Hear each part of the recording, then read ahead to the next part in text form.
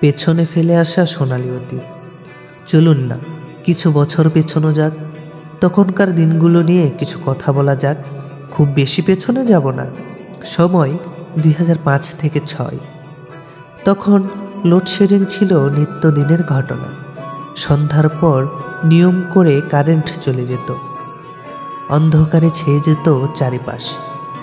Current চলে গেলে পরিবারের সবাই চাটাই নিয়ে উঠোনে চলে যেতাম।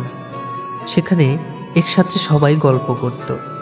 বড়রা আমাদের ভূতের কাহিনী শোনাতেন, আমরা মুগ্ধ হয়ে কান পেতে শুনতাম, মাঝে মাঝে ভয়ও পেতাম। তখন ছিল না কোনো স্মার্টফোন, ছিল না অপ্রয়োজনীয় ব্যস্ততার উপকরণ।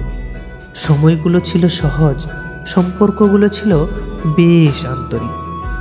একসাথে থাকা, কথা বলা আর মুহূর্তগুলো উপভোগ করার মধ্যেই ছিল যেন জীবনের মূল্যবান স্বাদ।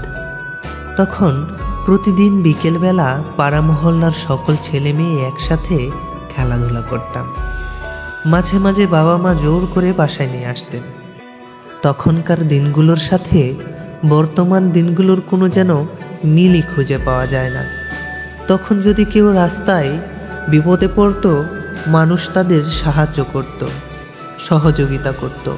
আর এখন রাস্তায় কেউ বিপদে পড়লেই হাতে থাকা স্মার্টফোনটি বের করে ভিডিও করতে শুরু করে। কি আজব দুনিয়া, তাই না? যেখানে কিছু বছর আগে হাসি খুশিতে দিন কাটাতো সবাই, সেখানে আজ অশান্তিতে ভুগছে যেন সকলে। আগের দিনগুলো আহা, মনে পড়লেই কত যে ভালো লাগে। ঈদের আগের মুহূর্ত বলে প্রকাশ করা যাবে না। মনের মাঝে আনন্দের ঝর্ণা বয়ে যেত। আর এখন ঈদের আগের দিনেও যেন আনন্দ খুঁজে পাওয়া যায় না, যার প্রধান কারণ মানুষের হিংসা বৃদ্ধি পাওয়া, একজন আরেকজনকে সহ্য না করতে পারা।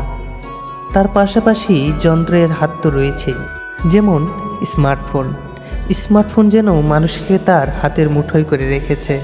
তাকে ছাড়া মানুষ যেন কিছু করতেই পারে না। মানুষের মাঝে আর সেই মনুষ্যত্বটা নেই।